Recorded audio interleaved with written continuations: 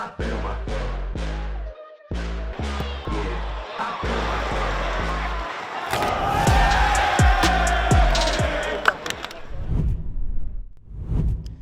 again and welcome to the SUTV show. Today it's a special about the Academy. Carl and I are joined by United's Head of Academy, Derek Geary. Derek, thanks for joining us. And cheers, Matt. What a great time to be discussing another successful year for the young lads, because you won the title and the playoffs as well, so congratulations to the 21s first of all. Yeah, thank you. It's been a real successful season regards to 21s, but we obviously beat Birmingham in the final. We missed out on a few hurdles regards to the final and the playoffs the last few years, but fortunately we managed to get over the line, and the lads won 2-0 the other night and put in a decent performance, and it's just rewards for the work they've put in, not just themselves but the coaches this season. We're going to talk about the Academy and how much it's developed, and this season particularly has been a great one with a lot of lads coming to the first team. But just on the 21s for the time being, 4 years in a row that you've won the league, that's incredible, but finally got over the hurdle in the playoffs now too. Yeah, it's been good. As you said there, like the last few years we've lost in the final, probably just didn't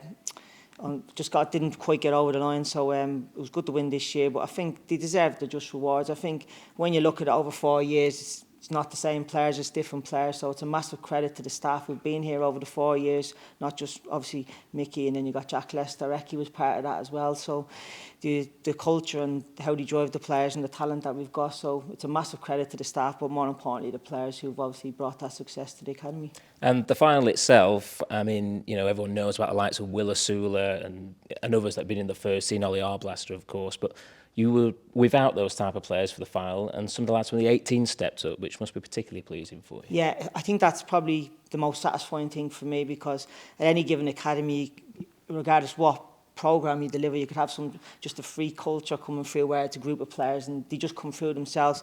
I think it was a massive highlight of guys. Obviously, the lads who've gone into the first team weren't involved in it, and the other lads, the younger lads who are probably the next wave, stepped up to the plate and put on a really good performance. And I'm pretty sure the most important thing, as you're seeing on the night and when you watch them play, is there's a lot of potential there who could be, hopefully, what we're expecting is the next batch that will come through.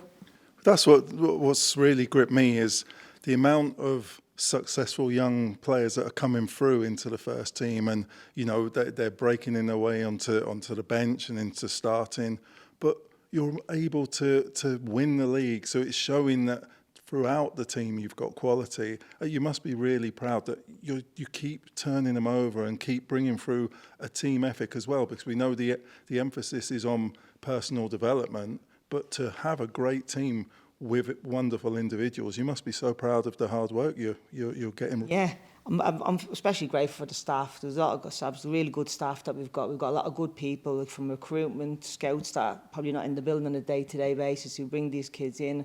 And obviously it's the programme that we provide regards, as you know yourself, the culture of the football club and what we're all about, but the detail then that goes behind that. Like we've got Danny Cadamarchi, the head of an individual, where we've got 3 individual coaches, Jim O'Brien, Gary McSheffrey and Tom Clark, that'll come in. There's like hundreds of league games with them, and they'll coach kids right down to the under-12s in their specific position. So the amount of detail that these kids are getting, but I think the quality that they're getting from these staff that we're giving them, and credit to the lads, they buy into it, and they're really a mainstay of the success that we've had. But yeah, we're really, really proud, especially of the young lads, and nothing makes you prouder than seeing these young lads coming on and doing so well. Yeah. And with that, the role models within, you know, the likes of Arblaster, who's blown us all away, the younger lads coming through, it must be incredible that they can see, if they follow what they're being taught by the same coaches, they've got a chance to emulate the Will Asulas and the Arblasters. So the continuity of keeping your staff together, you must be really, you know, determined to keep this group of staff as one. Yeah, I know we mentioned off air, like the importance of the staff and the work that they do, especially the detail. I think we've got some really good staff right through from under 8s to 21s. We've got a lot of experience. We've got young, ambitious staff who forward thinking as well, and we've got obviously experience. We've got a bit of grey hair in there as well to give us that bit of experience regards old school values and that. And the most important thing is the more experienced coaches, probably like myself, an ex-player, there's no fixed mindset. Everybody's willing to grow, and as you know, the game's changed. Technically, tactically, especially physically now, the S&C are massive, which we have, and really in line and making sure the importance and the detail really gets put into the players. And that, as you said, that comes down to the work that the staff have given us. When you talk about, the coaches from lower down, I mean, if the 21s are winning it 4 years in a row, then obviously batches are coming out the 18s, then from the 16s into the 18s, and that pathway. So for that to transcend all the way down there and set that kind of standard, how important is that? It's absolutely massive. I think the most important thing is, like any successful football clubs, businesses or academies, you got to have a foundation where you got to have an identity. The identity's got to really go through the whole system, right through from under 8 right through. So you're probably being down the bottom and you see these non-negotiables up against the wall. It's probably more where I really come into play regards. I like to give the coaches and staff the autonomy to make their own stamp on it, which is important because they've got to feel as though to be able to develop themselves and have the freedom to make mistakes and get forward. But regards me, non-negotiables, you see it like it's a bit like, I'm here a long time, as you know now, and obviously a bit like you said, the expectations of playing for this football club are quite high. The city itself, it's a working class city. It was built on hard work, and the identity of our academy should see that. I do not want anybody thinking like, they don't know what we are. We're hard working, we outrun, we outfight, and that's the least non-negotiables that we get on a daily basis. Like we spoke, I saw you watching the Girona match, and you were pacing. You must have, if they should have had a tracker on Dell on the side because he was pacing. And you can hear him most games, to be fair. But all the young lads who've come into the team, none of them, there's been a lot of criticism thrown at a lot of senior players this season. Not one of the young lads who's come through your academy has had any criticism of not having the non-negotiables. They all have the desire, the fight.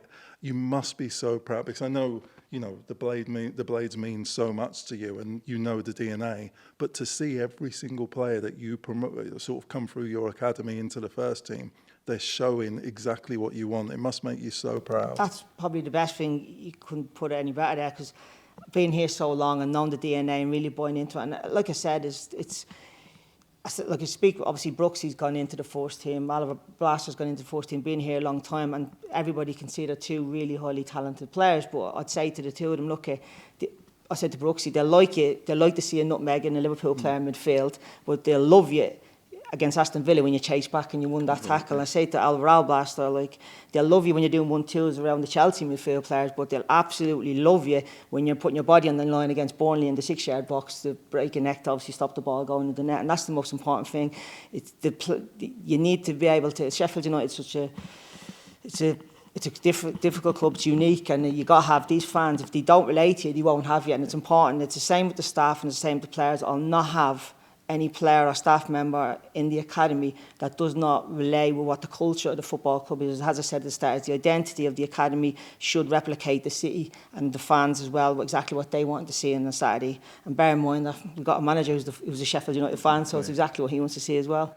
Now, sorry, this one, for me, when Brooksy came into the team, when Chris first took over just before Christmas, he was an absolute revelation. He was playing with so much confidence. As you said, the nutmegs, the dribbling, the flair, the work rate. Then the last couple of games, he looked like his confidence had gone because of what's going on around him. He's not the fault, he's not the problem, but the team weren't playing with confidence. You know him inside out now, so do you get to go and remind him of what he does to play well and what a Brooksy who's flying does? Yeah, obviously, I know Brooksy since I was probably 10, the same as Oliver Alblaster, so you do know them. Obviously, they are in the first team remit now, and they got a manager who's a Sheffield United fan who knows what it's all about as well. But yeah, you'd have conversations with them maybe on the corridor, or they come and see it in anyway because of the relationship that you have with them over the years, and you give them the best advice that you possibly can. It helps probably because I've been there and I've played and I've had a couple of relegations on my CV as well. So, and they're tough times, but like I said at the start, is non-negotiables and how the football club's built, and in our academy through the years, they've been put through the mill, these kids as well. So they building up that mentality to push through adversity and just came through it, which this football club always does. We have to instill in these kids, and like I said at the start, if they don't have that or don't embrace it, they will not play for our first team, because our first team manager and our fans, they will not relate to it. Ollie Arblaster and Andre Brooks specifically, because they've played the most amount of games with it for the first team. You've been here a long time now. You'll see them come through from a very early age. Did you know straight away that these guys have got a really good chance of being first team players? I can't sit here and say I had a crystal ball and say, yeah, to be honest with you, no, but they're clearly talented kids. And like I know I keep alluding to regards to non-negotiables at the football club. You're giving them a base of a work ethic. Like Brooks, he was a bit of a flair player, and I had ups and downs. I mean, we laughed about it through the years, and because I'm quite consistent, the coaches there regards what we believe in and the culture and all. I think Brooks has been really good for us in the academy, but also I think we've been good for him, helping him, giving him, installing them values regarding work ethic, tracking your runners, don't get 1-2'd, win your tackles, all these so-called, but the detail as well that we've got behind it. And similar to Blaster, we had like 2 great kids, 2 really talented kids. Did I have a crystal ball and said, well, they're going to go on? I'd hope so. There were definitely ones you wouldn't say no, but you see the potential early doors, and you just hope that you can install certain values into them, regards that can give them the base to kick on to fulfil what their talent is. One other thing, just as human beings, you must be so proud because they're such lovely lads. They're incredible footballers, but you don't have to be a nice person to be a good footballer. But they're absolutely wonderful. The way they carry themselves, you must be so proud because you're in from like 7 in the morning. The youngsters are in 7 till 5. So you and your staff, you're actually helping develop them as humans as well. So you must be so proud. Do you want to come and parent my kids? Because No. the way you've got these lads, they are so wonderful. You know, you must be proud. Yeah, well, I think at certain times they'll probably wouldn't have said that about me along the road when they step out of line, but you're quite forceful. And like I said, it's not something that, of course, I'm at the head of it, but I can't do it on my own. You got the likes of the values of the coach. Mickey Collins, obviously, is an excellent coach, but his values in line in what myself does. You got Matt Thorpe, Chris Howard, head of coaching, and you've got Matt Morley down there who's at the Academy 20 odd years. They all have the same values and belief that I have, and without them echoing that, I don't think that we could get these kids into the position where they are. But if they do step out of line, we do humble them, I promise you that. And do you plan? How far do you plan for coaches as well? So because obviously with a playing staff, you plan for if this person moves on or that player moves on. Have you earmarked the next people in the coach level who have the same sort of respect for DNA? Yeah. You know what you're wanting. Similar, yeah. We, like the other week, I think the head of recruitment highlighted a player that fitted a great profile, but he came in and he wasn't for us. I said, no chance. He's not a Sheffield. He's not got Sheffield United in him. Yeah. We want kids in, and it's similar with coaches. So you'll see a lot of good coaches out there, and they're really good coaches, but do they actually believe in what the culture, what we are, and everything that we're all about? I keep going back to it. It goes, it's so important that we keep this identity. Like, the identity that we have is the fabric of the football club long before I was here, and it'll be still here longer after I'm gone. So I'm ultra passionate in preserving that and hopefully bringing it out there a bit more, that people know exactly what the identity of it is. And getting back to your point is the coaches that do come in, they have to buy into that. Obviously, they'll have their own, give them autonomy to crack on and do what they do see themselves, but they have to have the outrun, the outfight and the Sheffield United culture in them. If not, they'll be similar to players. They will not be a success here because it's something that I believe in, the manager believes in, the staff believe in. So they just get drowned out if they did so. And we've talked about the Brooks, the Arblasters, the Asulas, but what about the next batch that's coming through after that? Because I've seen 1 or 2 players have had long-term contracts given to them, like Luke Fax and Jay Tinsdale. So there's obviously a lot of excitement about what's underneath those players now. Yeah, we've got some really, really exciting players there. Obviously, you mentioned Jebos, Wills, and Blast Brooks and that, etc.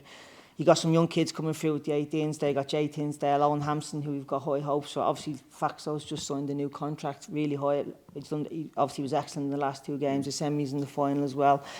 And then we've got some of the younger lads, second years coming through. We got like Davidas. He was on the bench for the first team this year, twice against Wolves, and I think it was Everton the other week. And then we've got a wave coming through, and then we're actually just as excited as the youth team coming in next year from the 16s, who've got a really, really strong group. They've been together quite a while, so again, coming back to the culture. So do you get excited when you see what's coming through the next backs into your under-21s and the under-18s? So I almost half at times, so like when the likes of the Blasters, Brooks, or whatever, go into Mickey and they'll be sort of Mickey, I'm constantly looking down. Like this year, I had just in there having a meeting about our 9s, 10s and 11s and saying, okay, how are we going to keep them? So you're going right through the whole system. It's important that we keep these kids in and they get the culture of the football club. Regards if they go out and just say, Steve Holmes, head of recruitment, has to under 16s get 5 players in. They'll come from a Chelsea, they'll come from a Fulham, or they'll come from a Brighton. And so they'll come from a totally different culture because they get a bit of a shock when they do come here. So it's important that if we can ingrain that early doors, that these kids that will come through and be seamless in the culture and the values of what we're all about. And again, keep going back to it, the identity of who we are is really installed, not through the coaches, but obviously through the players. And so this is another one, like you said there, we're going to bring in boys from Chelsea, from Fulham, from other teams that are released. What about the local area? What about a late developer at 14 or 15? Are we still receptive to them locally? Can we, someone at 14 who hasn't made it up to that point, made it at 14, football, it's just, but someone who hasn't been picked into the system, are you still scouting at 14, 15 locally? 100%. So we've got development centres. We've got like around, Steve Hancock runs that. And so you might look at late developers, not quite ready to come into the academy, but you're actually looking to go, he's going to be 6'2", he's absolutely lightning, but technically he needs a bit of shoring up. Or you might actually say, no, we'll get him in the building now, but we'll be patient with him, or we'll put, sometimes the parents don't quite get that. They obviously say if the son's playing up, he's doing well, and the son's playing down, he's not doing so well. Well, he could be playing down because he's physically nowhere near his age, yeah. Maturity-wise, he's probably nowhere near his age. So he might have more of a chance of having a scholarship than the kid playing up. But the kid's playing up because physically he's a man and he's physically much bigger. And you sort of half let him down because if he's playing in his own age group and he's physically bigger than everyone else, he'll just barge through everybody. So he doesn't need to use his brain. So when everyone catches him up and he's got to use his brain, the kid has been barging through people for that long, he obviously gets, he doesn't know what to do. So it's important, as you know, the game is eventually every first team player, when you get there, your brain's the most important part of your body regards playing football. So it's important that we develop these kids at each stage. But as you get back to your point, we'll be as patient as we want as long as we see a long-term potential in them. And we talk about the players that here then have gone on and got to the first 11, those that we hope will do so. But there's some that have gone, but they've gone on to have good careers elsewhere and also abroad as well. I mean, there's players that have played their part in this 21's triumph, isn't there, that have gone on to like Canada. I'm thinking Charlie Staniland and Nixon Gomez as well, who's gone out there. So how important is it for you to see players that perhaps haven't quite made it here, but go on and do well elsewhere as well? In a funny sort of way, it probably gives me more satisfaction regards that, because, and again, the importance of the programme, we're not just developing kids for Sheffield United, we're developing for not just values in life as well, regards discipline and getting ready for the next stage of life, whether it's in football or not. But to see the likes of Charlie, obviously Nixon go over to Toronto, we've got like Finlay Potter's gone to Fleetwood, Theo Williams has gone to Fleetwood, so Harrison Neal's is up with Carlisle, and these guys were a mainstay of 20. Obviously we had Illiman at one stage as well, who wasn't a bad player, so these guys, and to go on and see them do so well is great. And like I keep saying, is like even when you look back to the likes of Illiman, they loved him because of how flair and skillful he was, but his work rate and his work ethic and his desire was absolutely what Sheffield United's all about. How hard is it for you to do that, to make that decision that, okay, I want to keep all the players, I think they're all going to develop, but you know you can only maybe insert 2 or 3 into the first team. How hard is it to let the other boys go? Not being selfish, you're actually furthering their career by allowing them to go. Is it hard to do? Yeah, it is hard, because you always think you're trying to do what's best for the player. So maybe an instance which I'll hold my hands up, maybe in the last few years, I kept the player on because I had an emotional connection with him and I thought I could help him really. And it probably would have been best for him maybe to find his own journey then, but I kept him on. Obviously I still helped him, but I think at that time it might have been best for him to go that summer and just start his journey there and then, because I probably knew the next summer his journey would have been so another year rather than standing now. So, and that's it, you get emotionally attached to these young lads, and because especially the ones that give you absolutely everything, the emotional attachment is there, and you do want to give them as much as a chance they can. But sometimes it's important that we've got to be honest and say, look, it's time for you to move on. Not just if it is 21 or he's under 10, we just don't see your journey with us, but it doesn't mean that we're not going to help you moving forward. And how harrowing is that? You know, that was the worst bit of me being a pro, was seeing the apprentices who used to look after your boots when they found out they weren't being kept on. Is that just, do you know weeks in advance, and sort of building up to have to tell them and family? Is that just horrific? Yeah, it is, Sabs. We'll have conversations, obviously, through the year and how the development, where we see them. So sometimes the parent will say, well, he's not performing well, he's going to get released. Well, no, we don't see that. It's about potential and what we can see and how we can help moving forward. But yeah, it's the worst part of the job. I absolutely hate it. I love sitting in a room chatting about football. I love sitting in a room and giving out contracts and helping and telling how kid how well. But it's the worst part of the job, especially when you've got an emotional connection with them. And let's be honest, we've got like 240 kids, I think, in the building. So we've got basically 240 dreams. Yeah. And I can't promise every one of them kids that we fulfill their dreams, but I can promise that we'll give them absolutely everything we can to help them fulfill their dreams. So, but unfortunately, as you know, like the statistics are, the majority of them probably won't go on to have the career that they dream of. But we want to help them while they're in the building, give them the values moving forward in life, not just in football, even though our job is to get players to have a career and a value. And just maybe looking back to when you two were players here at Sheffield United, I just wanted to compare the eras, because you were around, of course, when the Jagielkas and the Tongs and the Montgomerys, Ben Dones, those type of players were coming through, and then you probably saw the best of them, didn't you, when they were probably just coming out of their teens into their early 20s. Similar kind of thing happening now, do you think? We've got a similar number batch, 5 or 6 players looking potentially like they got a chance for the first team. I was playing against them, not losing. In derbies, wasn't it, back then? We had, there wasn't as many. I think the quality throughout the team now, the young team, they're all really gifted footballers. There was the likes of this striker lad, Sharp somewhere, and he stood out. You had the Jagielkas, who was in the first team, and there were really good individuals. I don't think the team was as good. Now the team, the level is so much higher throughout, and it's everything. The staff, how many staff do we have now? Keith Andrews was laughing at me the other day. I think the 21s were having a session in the indoor, and there was something like 17 staff around it. Like, yeah. To be fair, and that's what I'm very grateful. As an academy manager, I'm very much backed. And obviously then I do put it out there that I will back it up as well, and hopefully that we are on the way to backing it up. And I quite like the challenge. I quite like the challenge that there is a lot of pressure on the academy at this football club to produce players of high value, and that you shouldn't be. Obviously, you play and you're in the high pressure situations, and when you come out of that, you almost miss it. It becomes an addiction. So the more challenge myself personally that I get, the probably better I am. So getting back to as highly as we are, regard staffed and all that, the return is, well, we want to see investment in that, and that's the challenge that we've got. It creates an intense environment on a day-to-day. So sometimes what you see from the outside, it looks all quite smooth, and these players are really talented. We do put them through the mill, and we do put each other through the mill as well. Do you have a list of players that have come through under your watch? Do you have pictures in your room?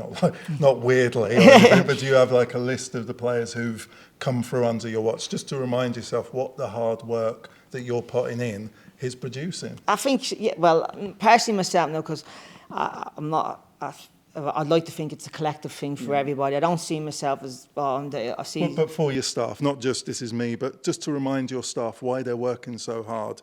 We've given the club this list of players. 100%. So what we'll do is we have CPD nights at Bramall Lane. So everyone see the people in the academy. As I said, there's development centres, there's coaches there, there's scouts out there. So we'll have a CPD night where we'll invite everybody in, and we'll go through.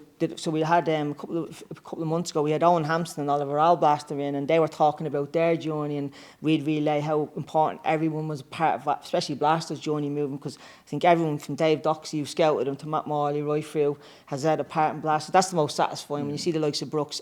The whole club's played their part. And then you had Owen Hampson, who we signed at Man United from under 16. So he's talking about his journey. And then I think then you're putting clips up of the two of them, and the work that we do with them, and the scout and the recruitment, everything. And everybody looks, go, bloody hell, the amount of work, and everybody feels part of it. And then everybody sees the journey is there, because it looks quite messy in a day to day. When you actually put it together, it actually comes together really well.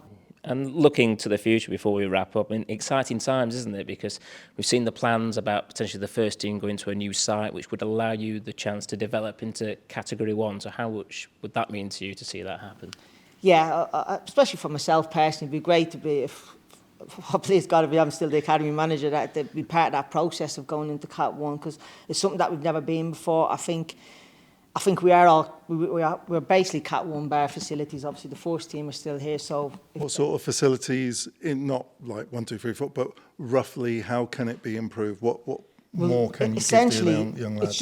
It's just regards to first team, we're here. It is a Cat 1 facility. So we got ordered a few months ago, and they're basically saying everything's Cat 1 bare. Obviously, first team's still in the building, so we sort of need that space. So if the first team do go up to a new site, it would relay that this place, essentially we could go into that Cat 1. And I think probably the club, we are ready for it. I think there's a lot of driven people, there's a lot of ambitious people here, no more than myself, and to go in and ruffle a few feathers in there would be perfect for us. And I think that we would, because we definitely bring something different to that sort of level especially. Gents, thanks for joining us today and discussing another terrific year for the Academy.